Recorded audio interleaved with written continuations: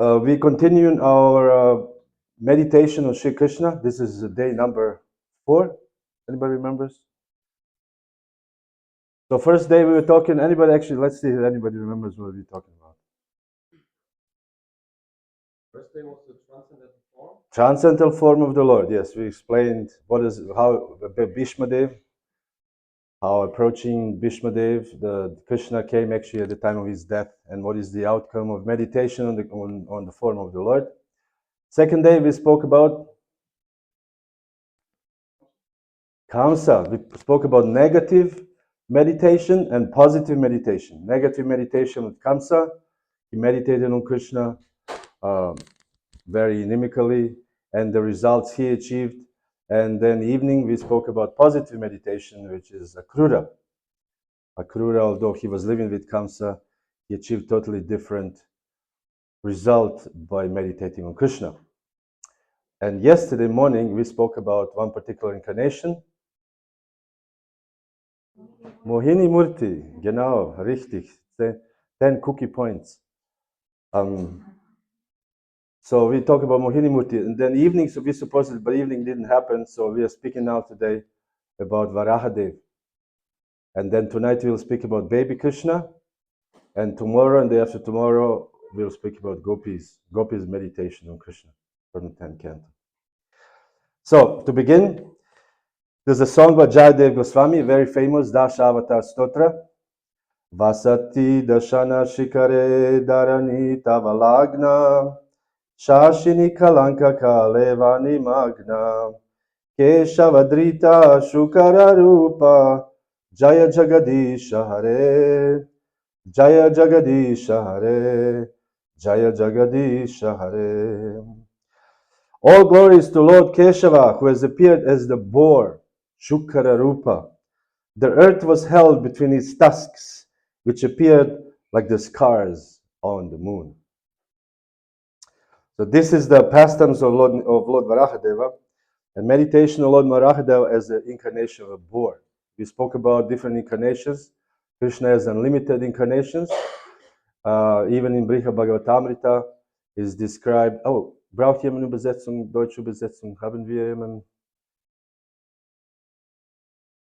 Kann jemand auf Deutsch übersetzen? Okay.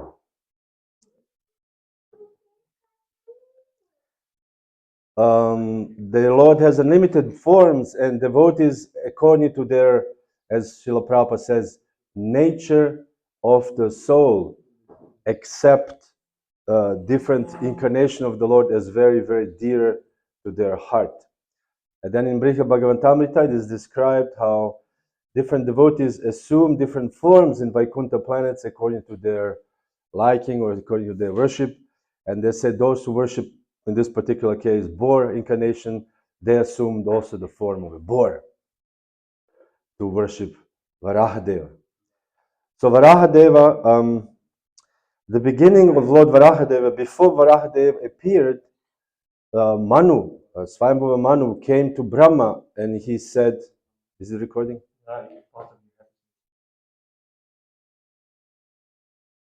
You can move it back, just move it back, the table there. Okay, that's good.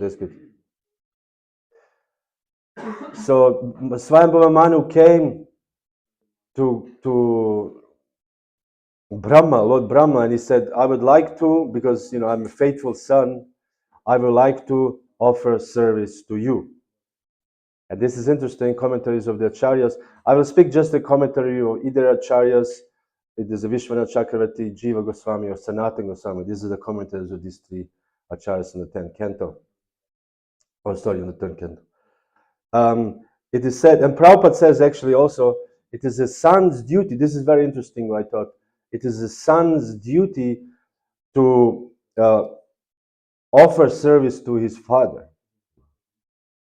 And I said, because you raised me, this is the ultimate appreciation. You raised me, you spent so much time raising me, caring for me, and now is my time to return this care. This is the law of the creation beginning from the time of Brahma. A father's duty is to bring the son up until he's grown, And when the son is grown, it is his duty to render service unto the father. Why am I mentioning this? I'm mentioning this because we are all members of the International Society for Krishna Consciousness family, and we have our father, ultimate father, Srila Prabhupada, who ultimately, through agents of different devotees, spiritual masters, his disciples, raised us. And then when we grow up, our duty is not to leave him and go to another movement, or take initiation from somebody else. Actually, it is our duty to give back service to Srila Prabhupada as our grandfather, but father also in a sense. So we should always remember this, the dutifulness. Radhanath Maharaj speaks a lot about gratefulness, but gratefulness has to be shown. Grateful, okay, I feel very grateful. Yes, actually showing your gratefulness. As I mentioned earlier, also a few days ago, that actually duty or serving the International Society for Krishna Consciousness in certain ways, various ways, is actually part of our service to Krishna. It's no different from chanting.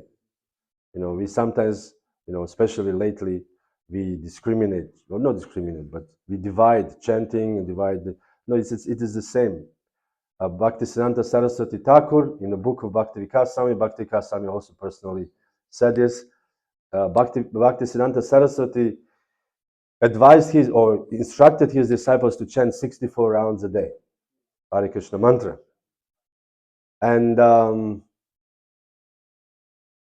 after some time, one devotee went to Bhaktisiddhanta and he said, Maharaj, you said we should chant 64 rounds, but except you in this mat, I don't see anybody chanting 64 rounds. And Bhaktisiddhanta answered very historical answer. He said, you don't see, but I see. He wanted to make a point that serving the mission is the same as chanting. Of course, that doesn't mean that we should just serve and forget about chanting. But at the same time, just to emphasize the importance of the service. And I want to even more to emphasize the importance of duty that Manu had a duty towards his father Brahma. Anyway, so they were thinking this, and Manu said, I want to serve you, but I'm a Manu man, the father of mankind, but my earth is submerged into the water. There's no field for me to serve you. This is, as we call it in ISKCON, Prabhu Datta Desha. Prabhu means this master, Datta is to give, and Desha means place. So our master, our authority, is giving us place so we can actually offer service. Naturally, there are people who can offer service in their minds, like Raghunath Das Goswami, Manasa Seva, but he was, we are not, we're not supposed to do this until we come to this stage. It shouldn't be artificial. Because in the first day, I also spoke about this. Meditation on Krishna's form, and according to different, you can say, sampradayas, Vaishnava sampradayas, what do they imply? What is meditation? Particularly meditating in the form or a part of the lila and so on and so forth. But we do actually practical service because this is the path of our sampradaya, practical service. There was once instance when one devotee, Vishal Prabhu, anybody knows him, the senior, very, you can say humorous devotee, but very steady and dedicated devotee. I don't know, I haven't seen him in a long time, maybe. Sorry? He left the world. Oh, Hare Krishna, I did not know. We see. I think 15 years I didn't see. So he was very dedicated to Prabhupada. He always carried books in his bag. Everywhere he go, he would offer books. So once there was a story that he was in Vrindavan, and Prabhupada was circumambulating the temple 3 times as in the morning. And every time Prabhupada would come, he would ring the bell, bang, bang, bang, then he'd go another circle. So then Prabhupada was going around the temple, and Vishal said, there's a quote from the Srimad Bhagavatam, first canto. Oh Lord, you are Tirtha Kurvanti Tirthani. Your feet are your holy feet are all the holy places in the universe. I met you by great fortune, your very poetic expression. And Prabhupada looked and he said, what is this puddle over the water here? And because there was some puddle, with some unclean water. And he said, I was looking, he said, do something practical. So this was the spirit of Prabhupada, do something practical. By doing something practical, actually it is no different than direct service to Krishna. As we spoke yesterday or the day before yesterday, the deity of Krishna and direct darshan of Krishna is no different according to Srila Prabhupada. And he said the only difference is for the yogis who can actually, or the advanced devotees who could meditate on Krishna's form constantly, is they don't need to be in the temple full time. Prabhupada says this. It's also funny. And he said, otherwise, when we see Krishna, like this morning, we saw the Abhishek of Krishna, there's no different than actually seeing Abhishek of Nrsimhadev. Hari Hari Bol. So, this is very nice. So, Manu asked, can you give me a place that I can serve you? Any place. And my place is planet Earth, but my planet is submerged into the Garbhodaka ocean. So, what should I do? And Brahma was thinking, what should we do? And while thinking, there's a small thing came out of his nostril, and he was, what is that? It was a little boar. Imagine you speak to your friend, and suddenly a boar comes out of your nose. And his boar is not bigger than the thumb, small boar. And he was just hovering in the air, floating. And Brahma, and all these there was other sages there. They were like Kumaras were there, and they were looking. What was that about?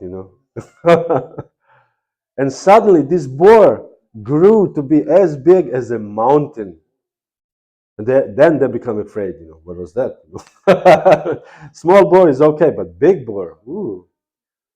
Like for example, when we had in Mayapur before 2004. We had a small Goranga, and that was it. There was Radha Madhava, and there was small Goranga on the altar. Not big, no, this big, maybe. And then 2004, the big Panchatattva came. Were you there, 2004? They came with the cranes, and that was like, everybody was like, wow. This was such an excitement in the air, with the crane carrying Panchatattva to the temple. These huge deities, heavy. So everybody would become afraid. Wow, the Lord has arrived. But point is, the Lord was already Lord, always Lord, whether small or not.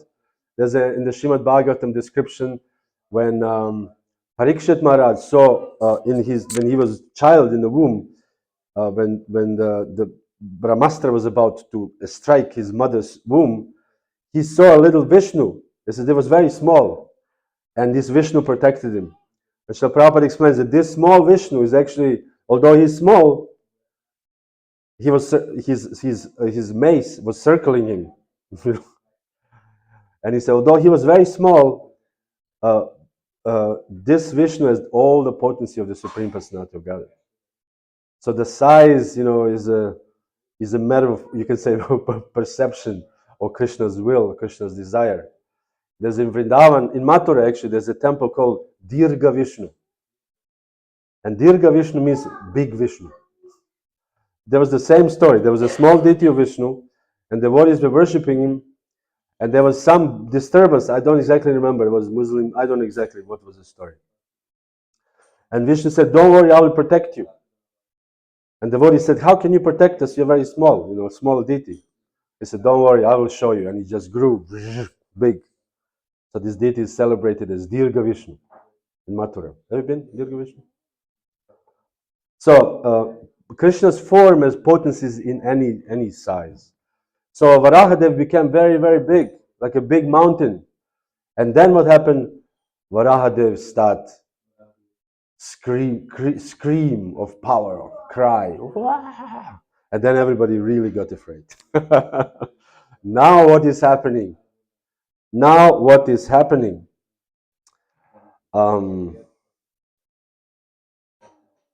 They said, the Brahma and all the various sages, they start discussing, wondering what is going on. What was this creature that came out of my nose? And now look at it, huge. So they were suggesting this and that.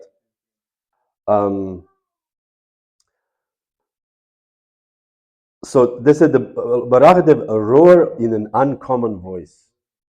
Boar can roar very, very loud. This is an even more uncommon voice, which echoed in all directions. Wow, this was like a amazing scene. Like when we have a morning arati here. First, this is a canal. Canal is canal. Canal. Thunder. Thunder. First to announce the Lord is coming with a huge tumultuous sound. So Varaha the first scream, a very, very uncommon voice. And everybody thought, wow, what is this? What is this creature? But interestingly enough, although Varaha was huge and he screamed is a very uncommon voice, Brahma and other sages were not afraid at all. At all. And what is the reason why they were not afraid? Because they were devotees. Devotees are never afraid of Krishna. Devotees are not afraid of Nrsimhadev. Prahlad Maharaj is definitely not afraid of Nrsimhadev. When Nrsimhadev killed Hiranyakashipu and all his soldiers, imagine the scene, all these thousands of people laying slain, and Nrsimhadev sit there with huge anger, with his nails, killed everybody. So the demigods, now they know, now we should offer obeisances. But who? Who is going to do this?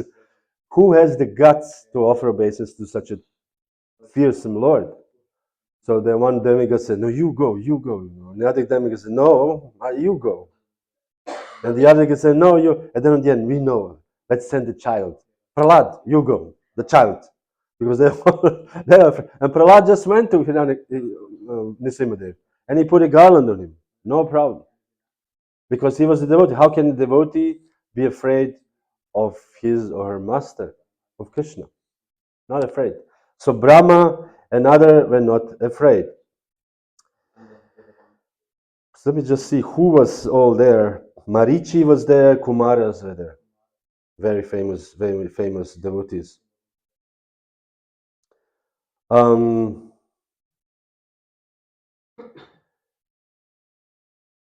So what happened is that because this is so now, before entering the water, because this was the purpose. Every incarnation has a purpose. Either it's a lila avatar. We know there's 6 different avatars, 6 types of avatars. You can say this is described in the Chaitanya Charitamrita teachings of Lord Chaitanya, and one of them is lila avatar. Lila avatar means pastime avatar, and each pastime avatar has a certain duty or certain things they do. Nrsimhadev, he kills, Hiranyakashipu. This was he came for this specific purpose. We have a Vamanadev, 3 paces of land. Ganges came down from the toe of his when he pierced the covering of the universe, spiritual sky. And then this particular pastime of Varahadev is there to show that he needs to lift the earth. At the same time, it is described also here in this text of this chapters of the Srimad Bhagavatam 3rd canto, that these descriptions is mixed with 2 different how you say millenniums. So interestingly enough, that our Puranas are called histories, but these histories are not like a scheduled recorded. Like we have a history. Napoleon won, I don't know, became ruler of France. I don't know when exactly. I'm not good at that. But this king did that, or Kaiser, whatever, Wilhelm, whatever. And there's a date, and then the date he died. But here, because in the Srimad Bhagavatam, these things, the dates are not really important. What is important is the story and the message the story carries with, particularly stories connected to the Supreme Personality of Godhead. Therefore, Puranas are like a supplementary of the Vedas. They're actually philosophy books. It's like we have a books, and then we have for kids these books. How you call these books for kids with pictures on it? Huh? Comics or so this is basically Purana compared compared to the it's a more like a story, so we can read the story, everything. Oh, that makes sense.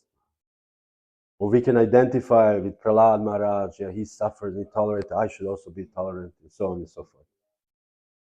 It's like a comic book, is meant for the less intelligent people, which we are, all of us. Hari Hari Bol. Otherwise, we could just read the Upanishads, and that would be sufficient. It is actually described that Srimad Bhagavatam is only four verses. It is in second chapter, second canto, described that this is actually Chatu Shloki, famous Chatu Shloki, that this is actually Srimad Bhagavatam, philosophy, pure philosophy. But for that, we have to, for us, our inability to understand philosophical points, we hear the story how cruel father Uttanapada kicked his son from his lap, and then he went and found God. So something like this. So anyways, so this is what happened here. The Lord of Varaha became as big as the mountain now, grew up so big. And the reason why he grew up to be as big as the mountain is, otherwise how can you lift the earth? Earth is quite big as we see it, from Japan to, what is the end? Hawaii, something, so big. So needs a big person to lift it. Very practical. Lord is a very practical person. So the Lord appeared like this, and he said his body became very, very hard. We already see if the wildschwein, the wild boar, when you go, we have this sometimes here, deer park. We have animal parks in Germany, and you see a wild boar. If they are fit, they are very strong. They're very muscular and strong body. So Varahadeva's body was very, very strong, very powerful body.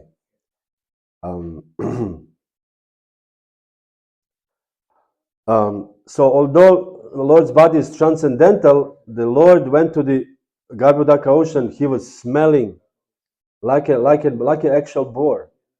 He was smelling, where is this earth? Smelling. Sometimes we see, not here because here everything is sterile, but in India, not even so much in India actually, but that was before. The wild boar in Vrindavan, they're wandering, they're doing this, looking in this water, what's going on there with the schnauzer. What is the schnauzer? Schnauzer? With the nose. So Lord actually assumes, when Lord performs Leela, the Lord gets fully into this Leela. It's not like as sometimes as we can play drama, but we always know this is, Mother Jivan is playing whatever, and everybody knows it's Mother Jivan, and he knows himself how Mother Jivan. But when Lord play a boar, he is boar. He's not thinking about this, why I'm actually God, He is a boar. It's his nose, he's smelling to find the earth. This is a uniqueness. We have when the child Krishna did something very wrong, he broke the pots. And then Madhya Yashoda saw this, and she became very fearsome. She took the stick. Now I will beat you. And then Krishna started crying, and his kajal. They do in India. They put the kajal, this kind of like a color around children's eyes, and he was crying. This kajal was melting here on his cheeks. And the Acharyas explained, the Prabhupada explained that this is not Krishna is not faking. He actually is afraid of Madhya Yashoda. But this is amazing, God. But this is because Krishna allow his internal potency, Yoga Maya, to do everything so he can actually perform his pastimes. This is unique. Krishna is actually, therefore Krishna is Param Purusha, or supreme enjoyer. He is actually enjoying all kinds of things. Although he knows everything, he's still enjoying things that he likes. So Varahadev, to go back to Varahadeva, he was jumping in the water with his hoofs. He was separating this ocean because he had a very sharp hoofs, very sharp. So when he was separating Garbhodaka ocean personified came afraid. He said, "Please do not cut me in two." He said, I will yield, no problem. I will move, so you just don't cut me. Because Lord is very, very powerful. So Lord went down there and he went to the limit of the ocean, although ocean has no limits. So Krishna can do anything. So he went there and he picked up the earth with his tusks, because, he lifted with his tusks. And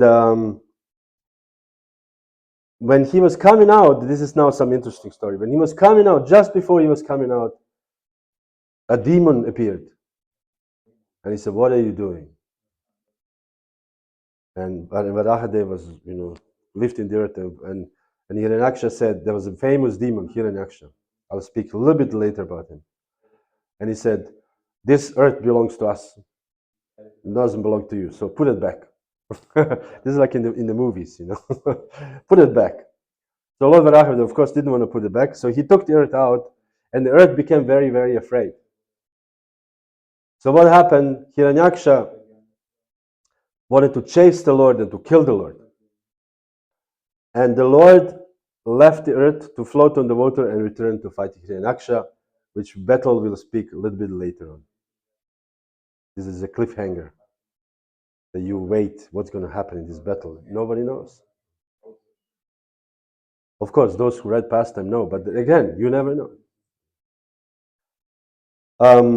And then when Krishna took, he finished everything, and he took, coming back to this beginning, he put the earth, placed earth back, and then he had to assume the color of tamal tree. Who has the color of the tamal tree? Krishna. We know Krishna. Tamal Krishna, there's a famous devotee in called Tamal Krishna Maharaj. So tamal means the color of the Krishna's body. And because it is said that actually the forms of Varahadeva, one described from Swayambhuva Manu, one from the other Manu, Vaivasvata Manu, they are different colors. One, you can see this pattern. Sometimes Varahadeva is described as red, Shukla, and sometimes as Shveta Varaha. And interestingly enough, whoever went to Mathura in Vrindavan, if you go a little bit this road and that road up the hill, and there's the two temples of Varahadev very close to each other, maybe 20 meters. And one temple is on the very top, is a Shukla Varaha, a red Varahadev. And as you remember, on the first day I spoke about the mind, the deity which appears in the mind. And then from Kashyapa's mind, this deity manifested, how powerful Kashyapa's mind was. So this particular deity is this red Varaha who is now in Mathura. And a little bit lower is Shveta Varaha, white Varaha. So you can choose which millennia Varahadev you want to worship, because Varahadev is there in Mathura, in this particular place. So he assumed the dark complexion form just to show the devotees, I am actually Krishna. So another interesting thing, when Varahadev came out of the water, what's happening when the dogs come out of the water? You have so many dogs. They do this, and the water, the drops fall everywhere.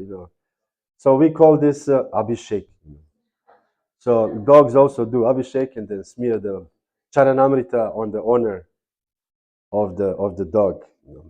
So we have it today. We had the Abhishek of Lord Nrsimhadev, and this water, Govindadev was throwing at us, which is like, this is what Varahadev did. He came out of the water, and his short hair, very sharp hair, the boars have a sharp, short hair, shook, and from this, transcendental body sprinkled all over the universe.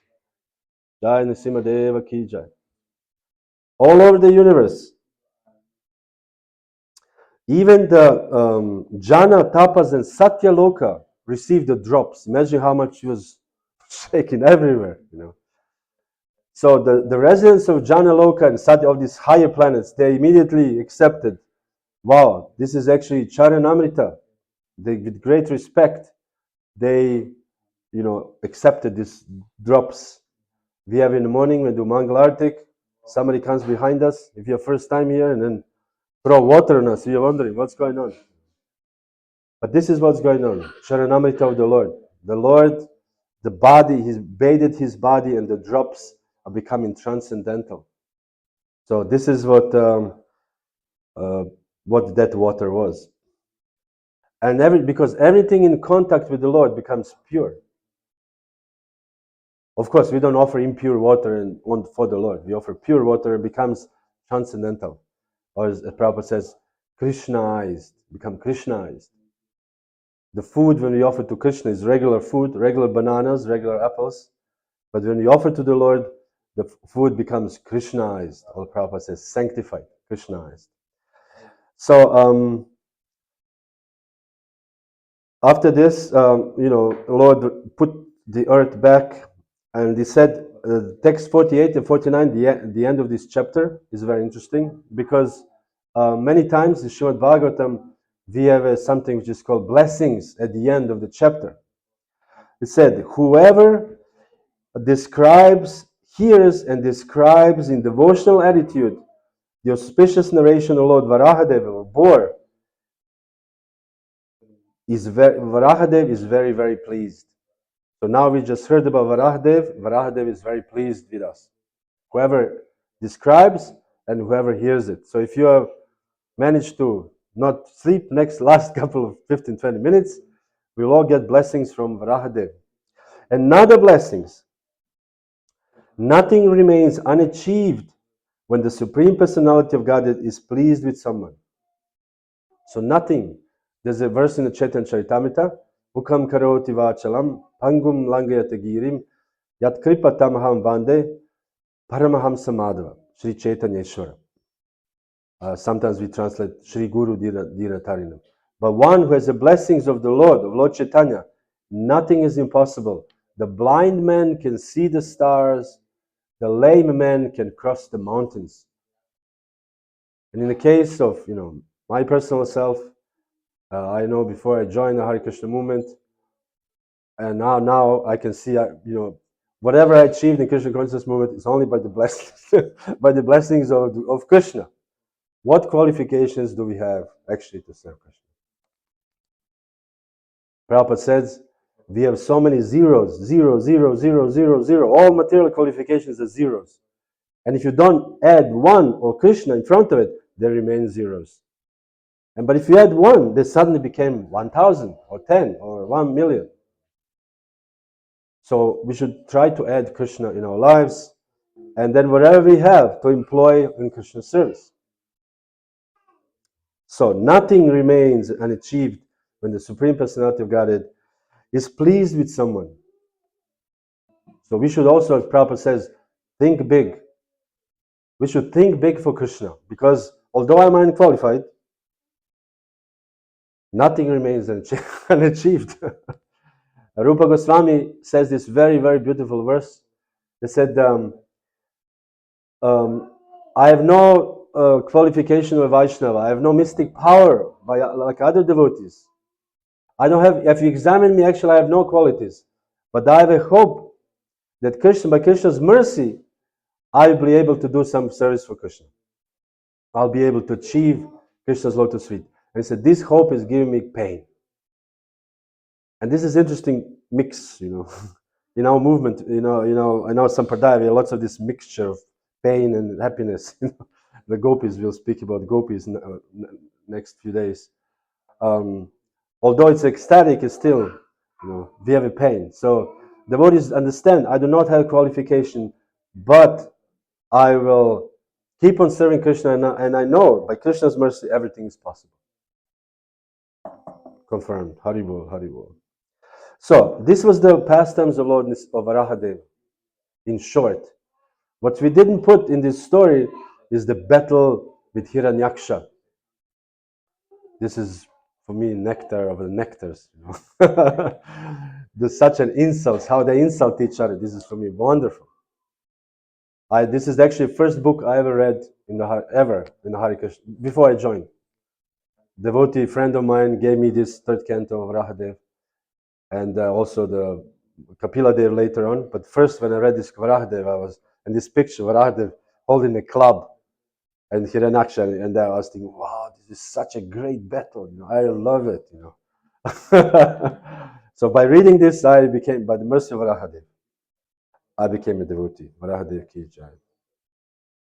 So what is actually happening here? Who told the story about battle between Varahadev and Hiranyaksha is Lord Brahma. I mean, if Brahma says something, this is the supreme authority. There's no higher authority in this world, in this material world, except Brahma. Brahma is the highest. So Brahma told this story, which is, again, automatically authorized. The great souls, they don't say something whimsical, something which is not true, or speculation. Brahma was there, he's the highest authority. So there was two brothers, as we know. I will skip the whole story of Jaya and Vijay. But two brothers, Hiranyaksha and Hiranyakashipu. And Hiranyaksha plays a very important role because he was fighting Lord Varahadeva. Hiranyaksha was a very, very powerful warrior. He was not like some wishy-washy, guy sitting in the office pressing buttons and sending the troops to fight for them, and he sits in a bunker. Hiranyaksha was a very powerful man. He said he had the tusks also, like vampire, like we have vampires, these tusks. So he had the tusks, and he had the blonde, beautiful flowing hair. And he has a big, big garland. And he carried always his mace on his shoulder, for any case.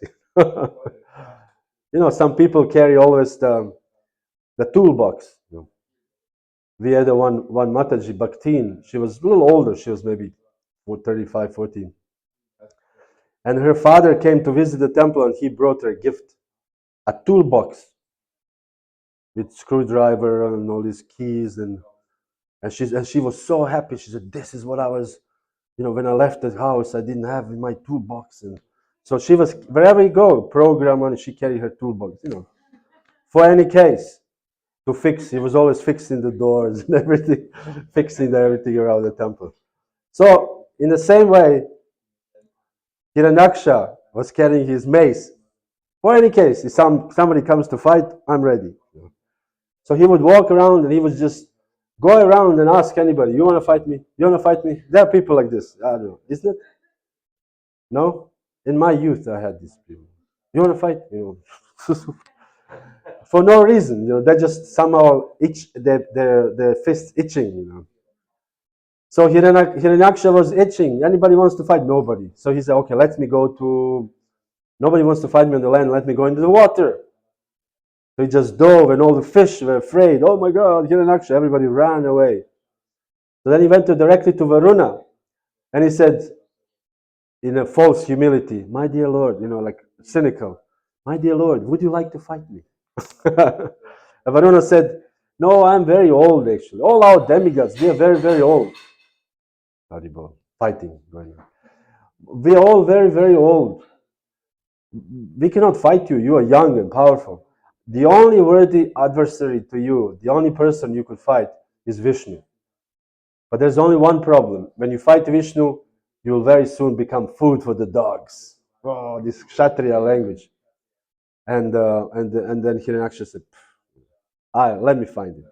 And then he was looking for Vishnu, he could not find him. Do you know who told him when to find Vishnu? Narada Muni. Always Narada Muni. Whenever there's some fight supposed to happen or something that Krishna has to appear, Narada is always there. Narada said, Vishnu is behind this corner in the universe, street such and such, address he gave him. So then Hiranyaksha, he told him he's actually just lifting up the earth from the Garbhodaka ocean. And Hiranyaksha said, okay, great. And he just flew there like a, fastest airplane ever. And one thing I didn't say, that he was also decorated with gold, full of gold decorations. Hiranya ultimately means gold. We have one in Vrindavan. There's this Hiranya gold merchant. Anybody knows Lord Bazaar? It's for all the devotees. Hiranya gold merchant. So Hiranya means gold. So he would go. They said his mental and bodily strength made him very, very proud. So not that he was only bodily strong, but he was mentally strong. So this is a powerful combination in a negative way, of course. And he became very, very puffed up, very proud. People, as I mentioned, I think the other day, people who are very rich, people who are very powerful, very intelligent, they, beautiful, they think, I'm all these people down there. I'm not all, but some. I am the one. So he was.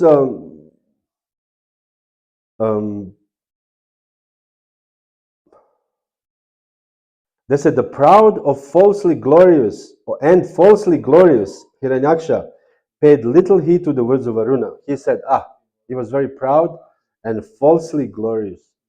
He thought he is very glorious. Then immediately he went to the ocean. So interesting enough, Prabhupada says that the materialistic warmongers, people who actually desire to create wars, he said, they're very eager to fight. They're not afraid to fight anybody. So because they have this nature to actually desire for war. Anyways, I will not comment current political situation. But he finally went to the ocean and he saw Varahadev. As soon as he saw Varahadev, his boar incarnation, the Hiranyaksha laughed. Ha ha ha! In our dramas in ISKCON, we always said this. With big mustache, he said, ha ha ha ha. Is laughing, the demons. We have Hiranyakashipu is laughing, Hiranyaksha is laughing, the Mada and Jaga is there, laugh, everybody's laughing, the demoniac laughter. And he said, oh, you an amphibious beast. Wow. Already offending him. So this is the mood of a Kshatriya, no nonsense, no introduction. Kshatriyas just go straight to the point. He didn't say, I actually seen you before. No, you amphibious beast, to Varahadev. And Varahadev, and no, he spoke more. He said, you are the best of the demigods. I've heard about you. He said, you are dressed in a form of a boar. He said, this earth is belonging to me, so give it to me. So he was no immediately straightforward. Then he said to Varahadev, oh, you fool. Imagine such offense. Fool. You know fool? Terrible. We don't say this to people. He said, your power is only mystic. He said, you're only just mystic powers. This is some nonsense. But today I shall enliven my family by killing you. And the music, very, very amazing things happening right now. Hiranyaksha offended Varahadev, told him you're some amphibious animal, some water animal. I've heard, anyways, I don't want to say. One devotee said something very, when we want to offend something, we find very nice words, which is like, you are an animal. You're just a water animal. And you just have some mystic powers. And I'll be very happy, my relatives will be very happy to know that today I will kill you. So, what did Varaha do? Varahadev became very, very angry, offended also. Kshatriyas are not humble. Although he was Varahadev, a boar, still he had a mace, he had a Kshatriya weapon. So Kshatriya, we don't see, in the Mahabharata, of course there's certain, in their nature they're humble, but on the battlefield there's no place for humility. Oh, okay, you have a bad childhood, therefore I will not fight you. No, it takes the mace and let's see. When somebody offended Bhima was we were just talking this the other day. Bhima was ferocious in the battlefield, ferocious. I don't want to say it in front of the children. Bhima was amazing things he did. Not humble. Kill everybody, then, first kill, then we can speak. This is the mood of a Kshatriya. So, Varahadev, pained by the shaft-like abusive words. So these are like a shafts, piercing his heart, Varahadev's. He was offended, so offended by these words. Then he was thinking, what should I do now? Because he was carrying the earth, the planet Earth on his tusk, and was saying, okay, let me first leave this earth there, and then I can fight him. I thought it was very interesting. The Varahadev considered the duty as the foremost. We spoke quite a bit also in Köln about this, the duty before the feelings. Our relationship, our everything is based on duty.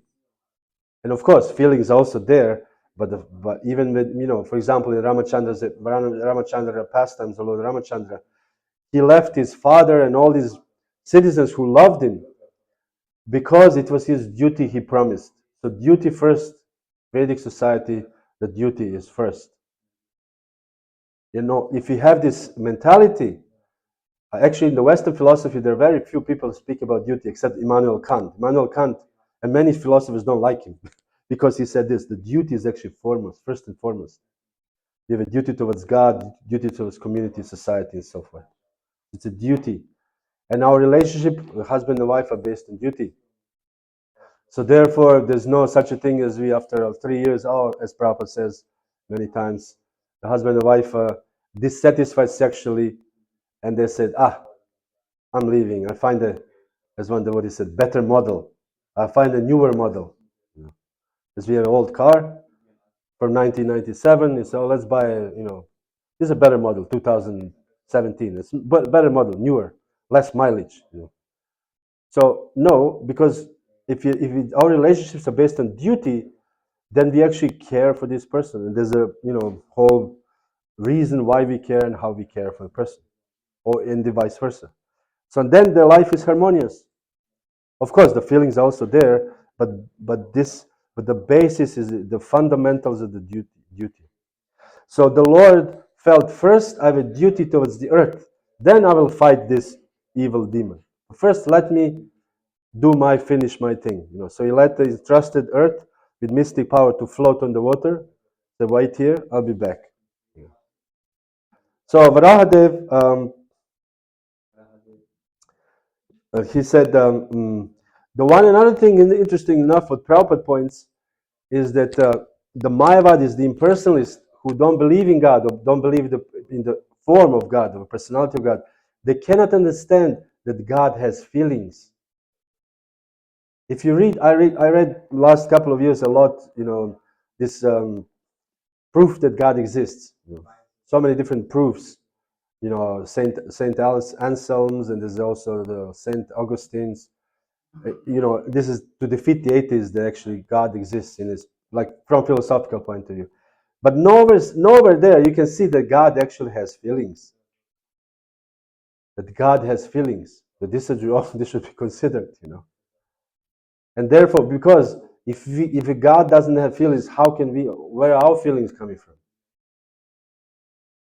And this is a completely different subject. It's more a philosophical subject. But we are speaking here of Varahadev, that the atheists, they cannot understand that God has feelings. So if we offer prayers to the Lord, He is very pleased. Shri Nisimho Jaya Nisimho Jaya Jaya Shri Nisimho Pradesha Jaya Padma Mukha Padma Bringa. We offer prayers to Lord Nrsimhadev, and Lord Nrsimhadev is pleased by these nice words. One devotee once counted Srimad Bhagavatam verses. Of all the Srimad Bhagavatam verses, he counted 1/3 is the prayers. 1/3 of the Bhagavatam is just prayers. So many beautiful prayers. Beautiful prayers. Prayers of the personified Vedas. Very beautiful, also philosophical.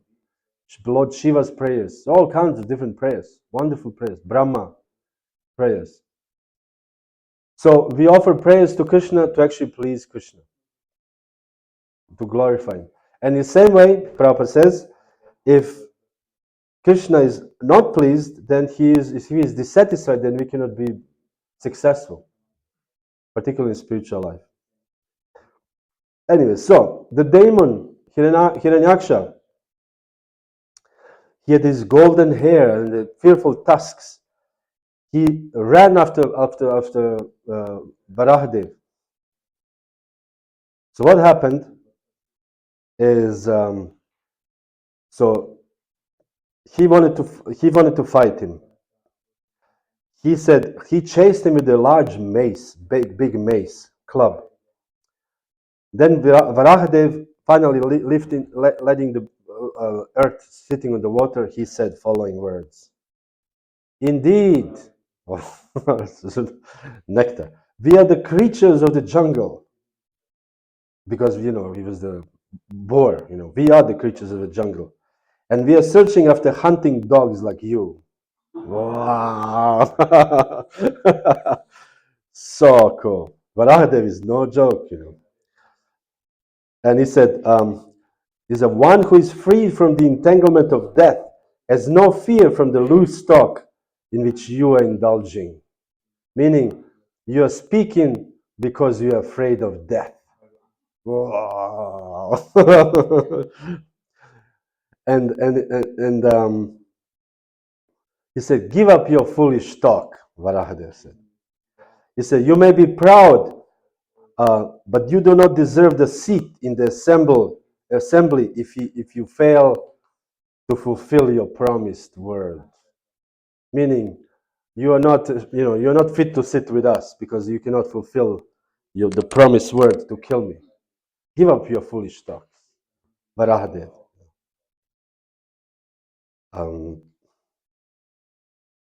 So the demon, of course, become very, challenged. But what I like to Hiranyaksha, I like Hiranyaksha actually quite a lot. Now when I'm reading, I actually like Hiranyaksha. No, he's zero fear. He has no fear whatsoever. He will go to the end. This is the real warrior. And I see this Varahadev likes it very much. It is later described that Varahadev greatly enjoyed being pierced or be smashed by a mace of Hiranyaksha, because this was his pleasure. As we know, actually Hiranyaksha was one of the two gatekeepers in the Vaikuntha planets. So therefore, these are his devotees after all. But he greatly enjoyed this real fight. It's not a mock fight. They call it sparring. Sparrings. They don't really, but really go at each other. Hiranyaksha was no source of fear, no retreating back, nothing. He was never afraid. Because sometimes when Krishna was fighting somebody, they retreat back and they come back with, no. Hiranyaksha was just charging. And Varahadev, when he offended him, he said, Hiranyaksha was trembling like a challenged cobra. Wow, a challenged cobra. Anybody sees cobra actually?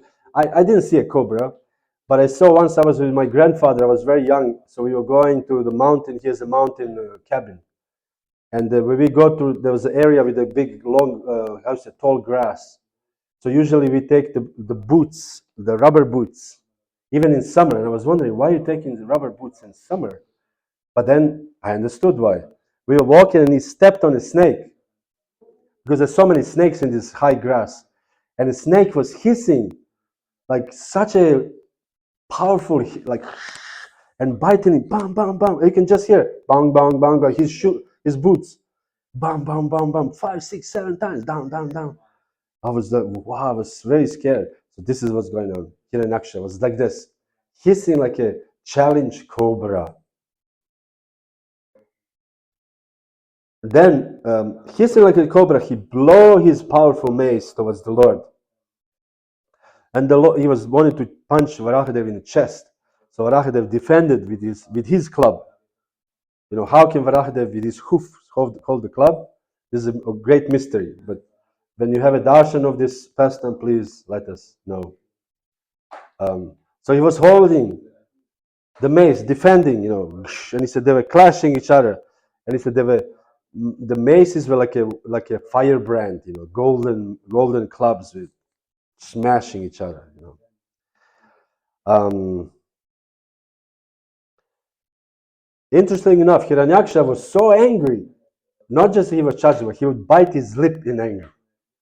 It was, he could not even, not just yet to, he was so, his core was angry at Varaha. So it must be very pleasing. He was biting his lip. So they were, you know, again, fighting in mace here and there. And what happened?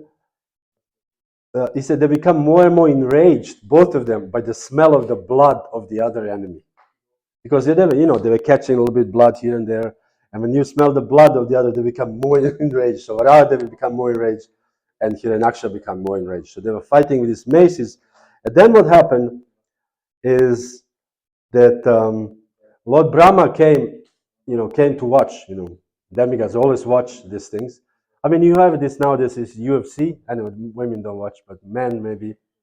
Ultimate Fighting Championship, and all these guys, you know, it's probably, I don't know, very few women there, mostly guys. And the guy punched me, the blood falling. Everybody's like, yeah, you know, he. And they pay so much money to watch this. I think tickets are very expensive. So this is a still similar, you know, although it's a supreme personality of God. So all the demigods came to watch it. You know, and Lord Brahma said in the end to Varahadev, my dear Lord, this is enough. Enough you played. He disturbed so much, so many people, innocent people, you know, disturbed the religious principles, demigods. Better you kill him right now. So Varahadev said, okay, I will do the needful. So what happened is Varahadev smashed him, and Hiranyaksha's mace fell out. And so he was suddenly no weapon. And Varahadev, what did he do? You know, no, he gave him back. Just gave him back. He's like, take it back. This is so offensive, you know. For a Kshatriya, he gives you, you feel like, wow. So anyways, he attacked him again, and his mace fell out again. So Varahadev gave him again. And he said, no, I'm not taking it. This time his pride didn't let him. I'm not taking it. So what did he do instead? He took a trident. You know, Lord Shiva has this weapon trident. You see in India, sometimes the Shiva Babas, they have this heavy trident. They walk with this bing, long, gling, gling, you know, this, I don't know what they have, chains or something. They walk, and this looks scary, you know. Trident. So he was here, this trident, mystical trident, and he threw the trident at Varahadev. And then Varahadev took his famous weapon, Sudarshan, and burned these things to pieces, finished. And then what happened? Hiranyaksha wanted to use all the weapons, to use the mystic weapons, mystic power. And this is what happened. I didn't say this very interesting thing. That actually Hiranyaksha threw the mace at the Lord, and the Lord with his left foot kicked the mace. Imagine the boar with the foot just kicked the mace. I thought it was nice. You know, cool. So what happened with the Hiranyaksha's tricks? He said he thought that they made the weather like this to be like a dissolution of the universe, and suddenly everything is dark and very fearsome situation. Fierce winds began to blow in all directions, spreading darkness, occasioned by dust and hailstorms. Stones came in volleys from every corner, as if shot by machine guns, Prabhupada says. Imagine, stones from everywhere, hail, storms. You know, that he sent this on Lord Varahadev. The luminaries in the sky, you know, these stars, everything disappeared. But the dark clouds, and then there was the thunder and lightning. And then, this is terrible, the sky rained pus, hair, blood, stool, urine, and bones. All these things falling on you. Blood, stool, pus, urine, bones. Imagine, this is, what kind of rain is this, you know? So, So what happened? And then is not the end.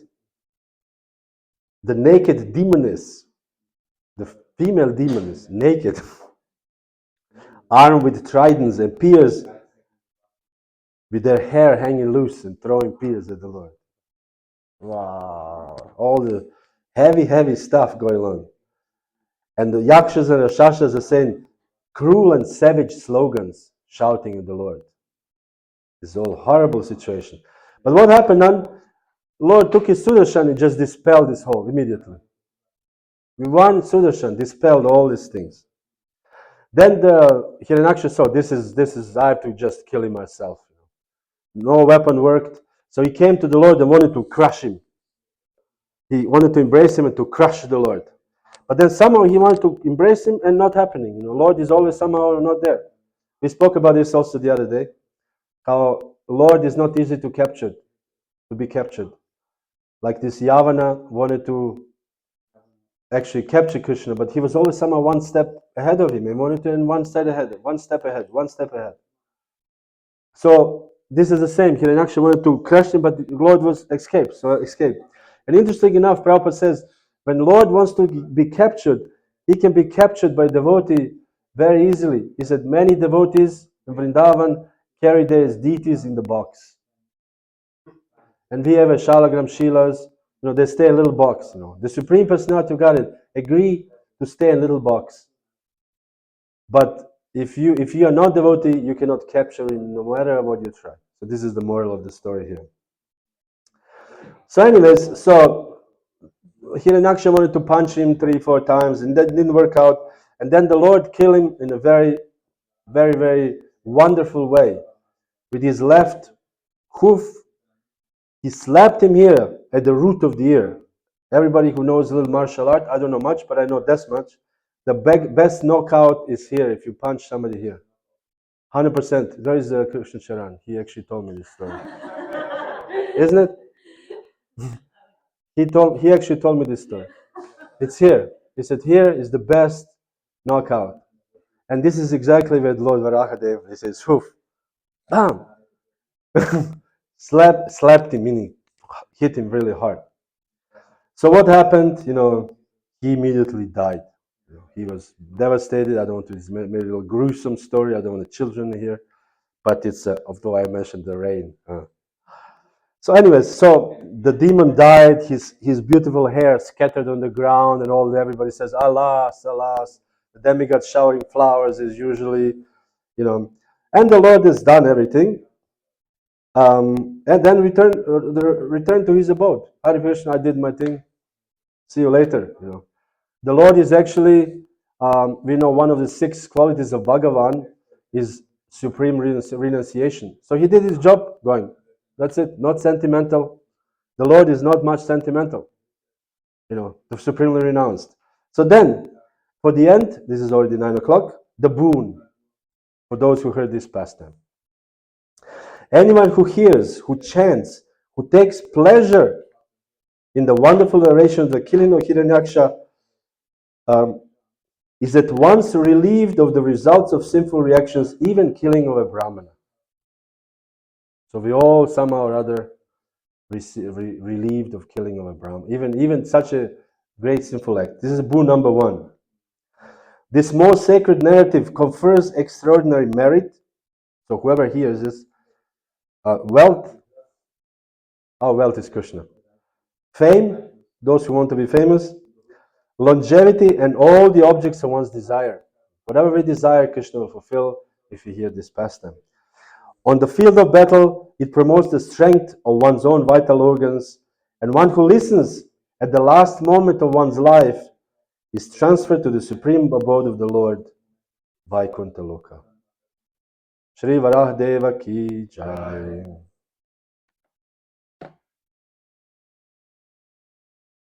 Now we can silence 2 more minutes just to savor this amazing pastime we have just heard. You can think maybe one question. Yes, Prabhu. What's actually the significance why the bird was in the AVATARAS? I have not found the sufficient